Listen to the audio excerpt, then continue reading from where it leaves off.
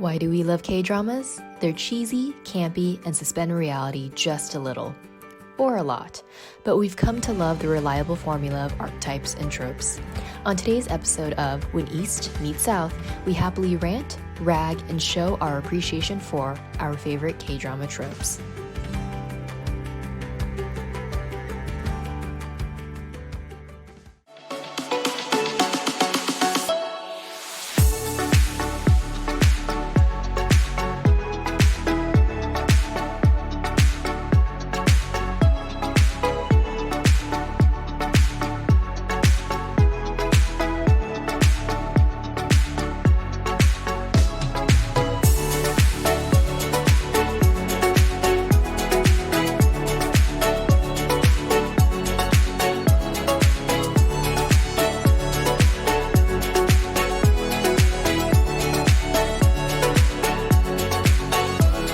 Excited about today's episode because I love ragging on them, but we're going to talk about tropes that you see in K-dramas and what they mean in a cultural context. Deepti, you're like smiling right now. This is a fun topic, isn't it? It's one of my favorite episodes so far to record. Okay, so we're just going to kick it off and we're going to talk about a few of the most common tropes and maybe compare it a little bit to some tropes that we see in other intercultural Asian media. And then I just want to just talk about things that happen in K-dramas that I'm curious if it happens in real life, because for some reason it always happens in K-dramas, but it's not like a trope per se, but we'll get to that later. Okay, first trope that I have written down that I want to brag about a little bit. Romantic stalking. So what I mean by romantic stalking is there seems to be those scenes where the female protagonist, the female lead, is either like really despondent and walking home by herself, or she is like very meditative and in her own head walking home by herself, and the male lead or second lead thinks it's a show of care to follow her home at a distance, where you would think the female lead can sense that she's being followed because he's only like 30 feet behind her, but he manages to walk home with her, especially if she's walking really despondently and slow. 너 왜 따라와? 아까부터 따라왔지. 왜 따라오는데? 왜 내가 널 따라간다고 생각해? 나도 가는 길이야.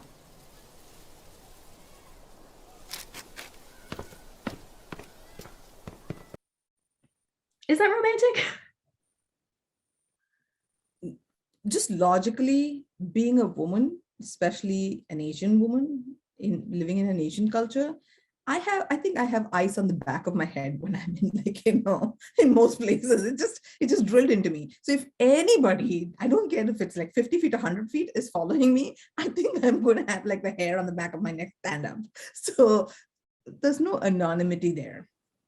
I see why he's following, but he should just say, may I just, accompany you back home instead of following, because realistically, that may be happening, but like that kind of romantic stalking is okay. I think if it's a person she knows really well, like, if she's friend zoned him, but then, he's in love with her, I think that's still fine. Where I get jitters is when a person who does not really know this woman, in the woman character, is kind of, taking care of her by walking behind her. That scares me.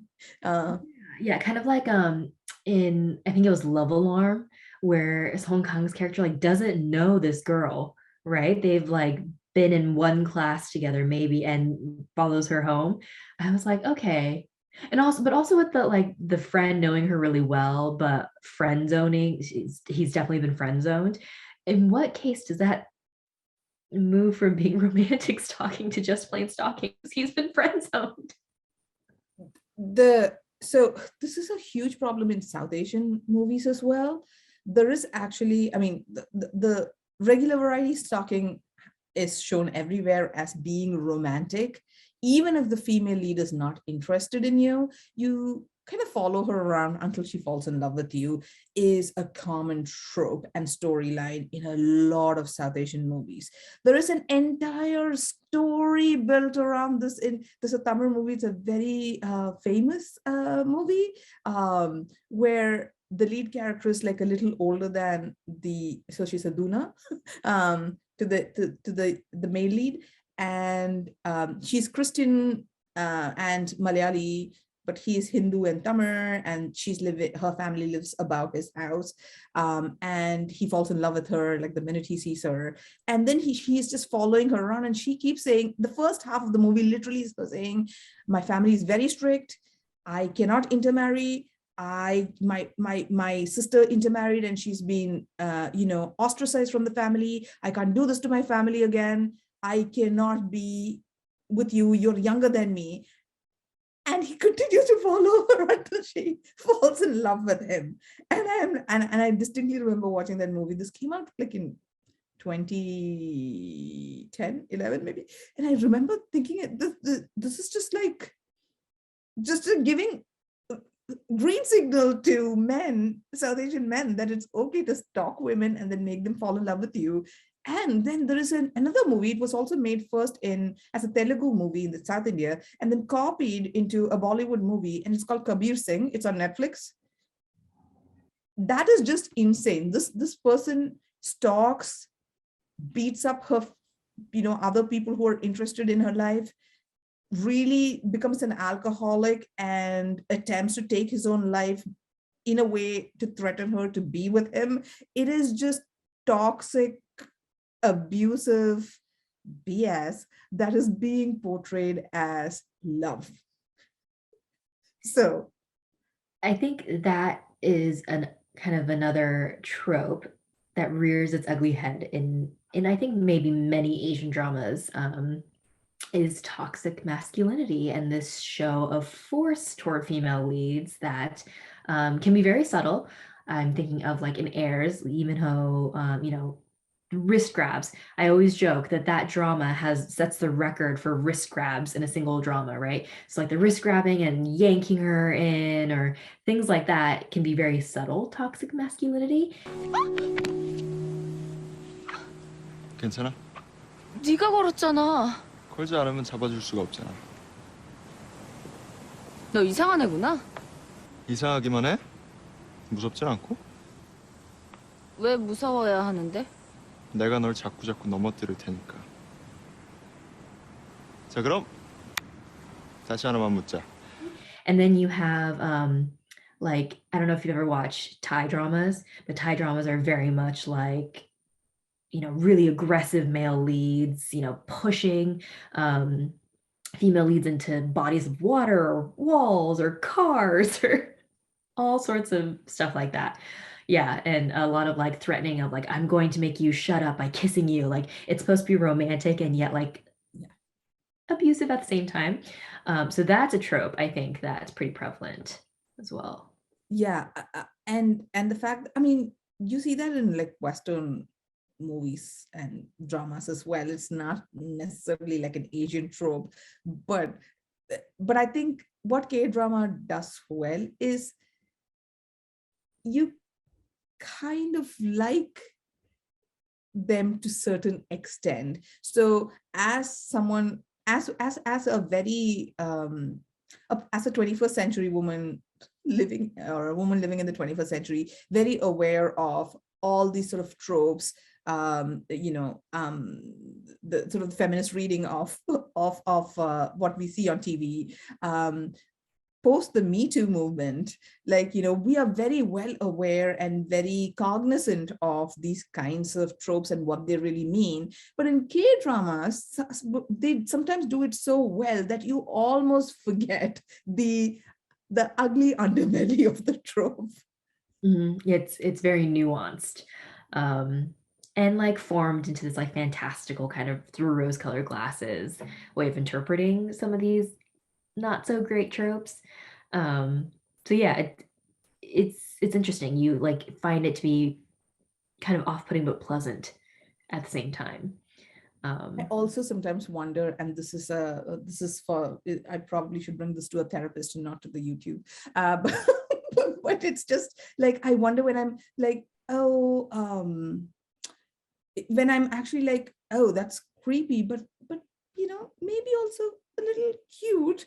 I'm like, is there something wrong with me? Like, I feel the same way. like, and I have to pull myself. I'm like, no, this is not right. This is not right. And so I think I have attributed it to, as women, being conditioned to think that that's okay. And especially as a South Asian woman, I think I've been conditioned to think of a lot of things as okay and not toxic. And so I think the remnants of it still lie. So it's a really bizarre place in these dramas when I come across it and I'm like, what do I feel now?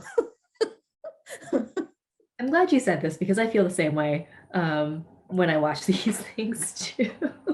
So let's go for a trope that is a little bit lighter of a discussion. Okay.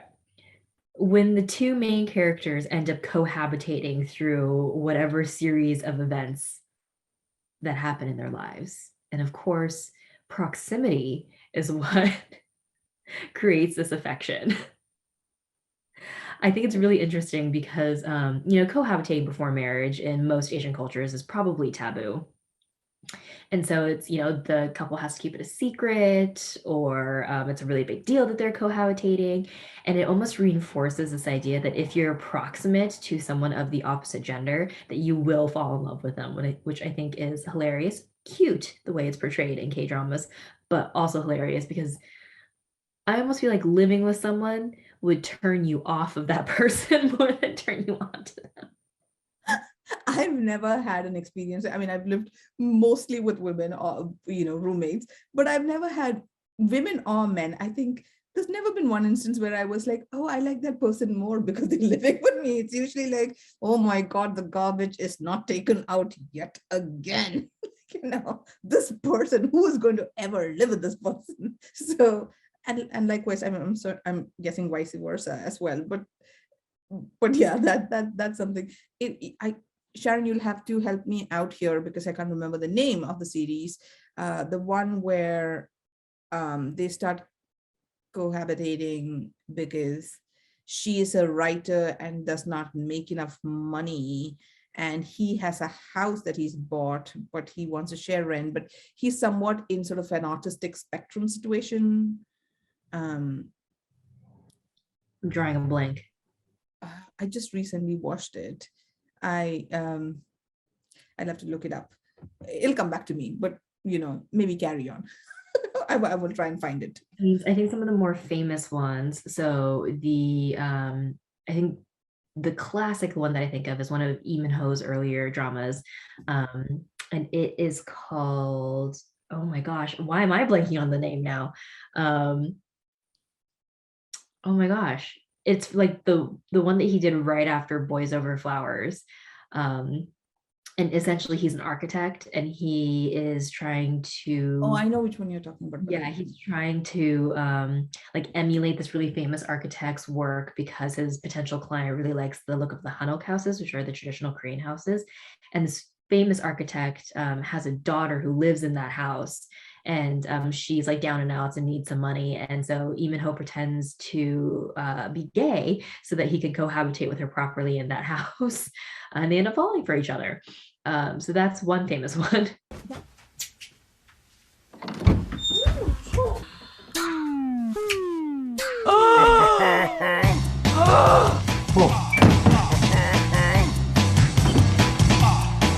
아, 그좀 미안해요. 근데 저 렌즈도 안 끼고 안경도 안 껴서 앞이 정말 잘 안 보이거든요. 너무 걱정하지 마세요. That's the storyline for Priyanka Chopra's movie called Dostana, where actually two men, Abhishek Bachchan and John Abraham, they both come to live with her, but they don't say that they're gay. They're assumed to be a gay couple. And Priyanka Chopra assumes them to be a couple. but then they're both in love with her and competing for her attention. Mm-hmm. So there's a lot of classic. That is classic. there's a lot of like, gay bashing in it in certain ways. But Karan Johar made that movie, and Karan Johar has not completely come out of the closet, but he is gay, or he's almost admitted to being gay. So, it's a bizarre movie. It's called Dostana, and I think it's on Netflix.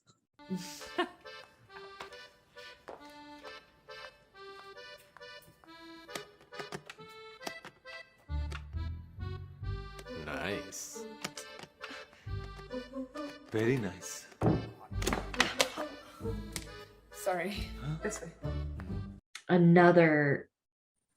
A couple of cohabitating dramas that fall into this trope. Cinderella and the Four Knights, which I've recently rewatched, and we have very differing opinions about the leads and who's a good match for the main character. It's fine. I think that he was the third lead effectively. I think he was robbed, but I disagree. Yep. It's fine. Agree to disagree on that one. 너 지금 뭐 하는 거냐? 네 아쿠녀 내가 한번 뺏어보려고.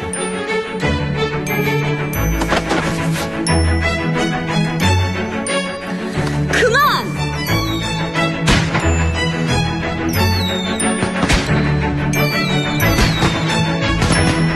너 생일 축하해. 생일? 서프라이즈! 생일 축하합니다, 하원이 형. 아, 그럼 너네 너 생일 몰카. 아, 연기 적당히 하라니까. 내 놀란 거 안 보이냐? 난 진심이었어. 그래. 진심으로 몰카 한 거지. 서프라이즈.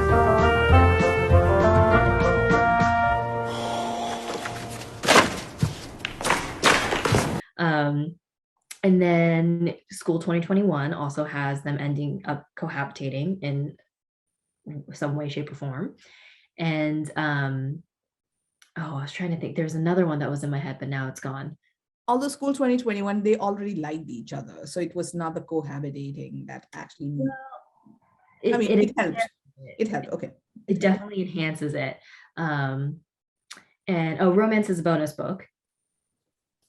They end up cohabitating, and to an extent, So I Married an Anti-Fan. My anti-fan also has them like kind of sort of cohabitating a little bit. So there's that trope reoccurs over and over and over again. And I find usually it's the female that like needs to end up cohabitating with the male. Yeah. I think that would be. I'm still trying to get the name of that thing that I just recently watched. I haven't finished watching the series, and I have lots of thoughts on that series, by the way. But I just can't figure out the name. But yeah, no, this female has to be. I think the woman is the one that moves in, or is the tenant. Character than the landlord character in most of these. The other one with that with the character from Boys Over Flowers, something about Kiss Me Now or My First Kiss. Kiss. Okay, despite the fact that actor is somewhat problematic, I do enjoy that drama. It is very campy, and kind of does. First Kiss or Boys Over Flowers? Which one did you? Both. I mean, both are problematic, but Mischievous Kiss, First Kiss, it has different translations and is called different things. There's a remake in Japan too. Yes, slightly problematic. It's very campy. It was made in 2009, so it hasn't aged well, but I do like that drama, I will say. Can I just go back to our man following woman trope with like a slight modification? The umbrella trope. It's raining and suddenly the man appears on the woman's side with an umbrella. Which man ever in real life has an umbrella on him that he offers to a woman? I want to meet this man.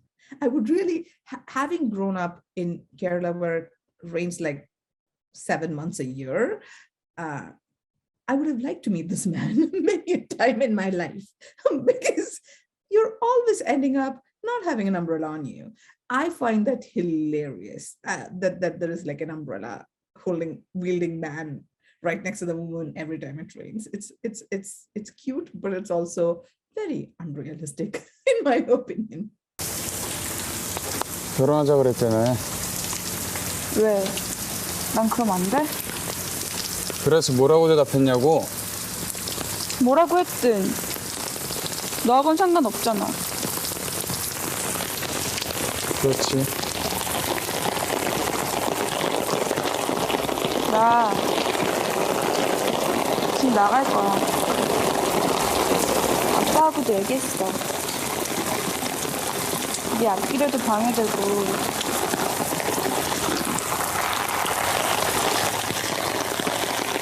친구가 열심히 해서 참 다행이야. 아빠도 많이 좋아하셔. 나도 이제 준구랑 같이 아빠 가게를 좋아야지. 좋아하냐? 공중구? 그럼 그치. 4년 동안 나만 좋아해줬는데.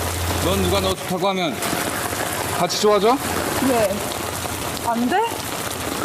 나도 이제 짝사랑 붙였어. 나 좋다는 사람 만나고 싶어. 나 중구 좋아. 넌 날 좋아해.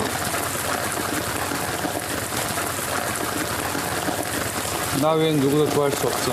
It's the same thing as the man covering the woman's just the eyes with his hand. Oh yeah.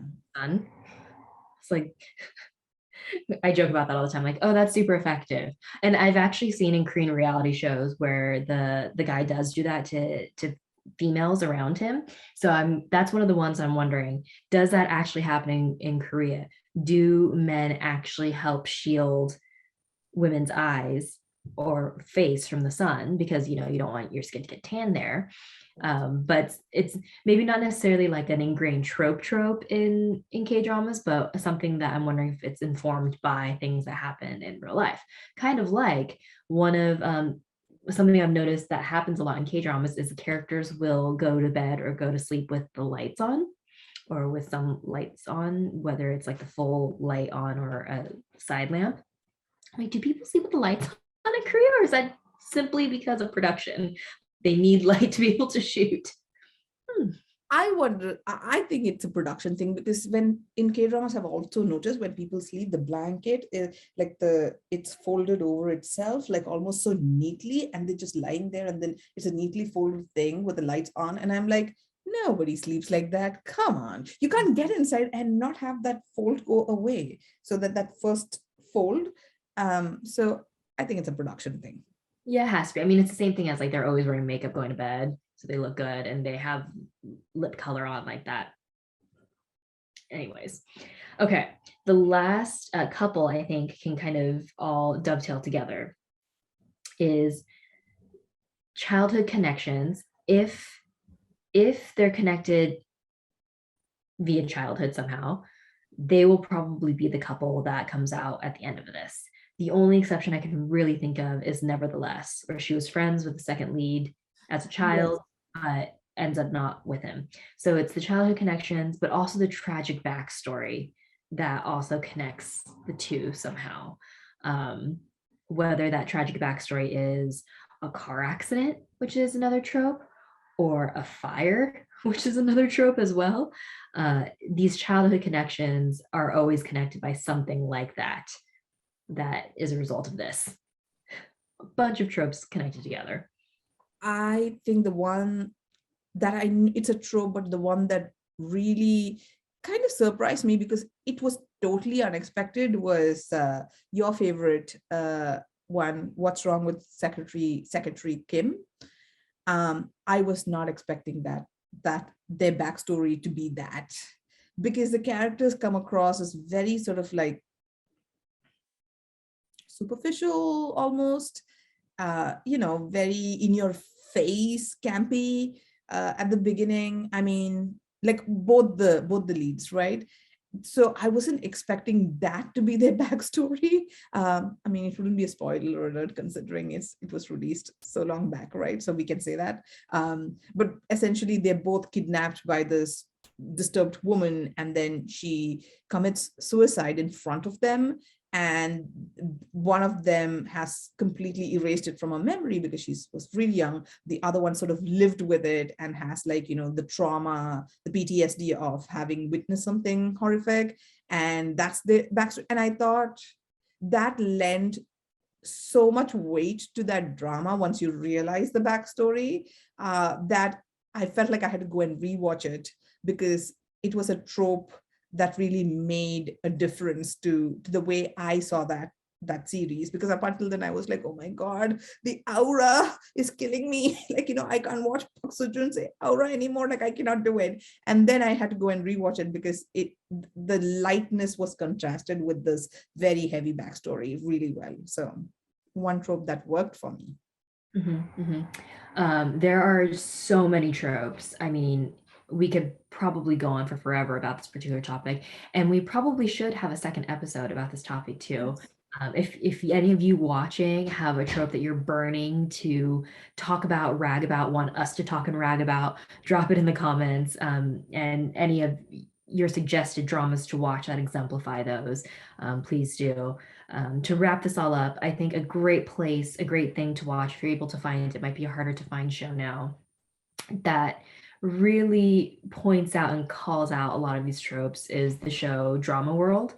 They're like 10-minute long episodes, and they really go at it about all the different drama or all the different tropes that happen in dramas. So recommend, but please let us know if there are any other ones that you want us to talk about, and we will chat with you next time.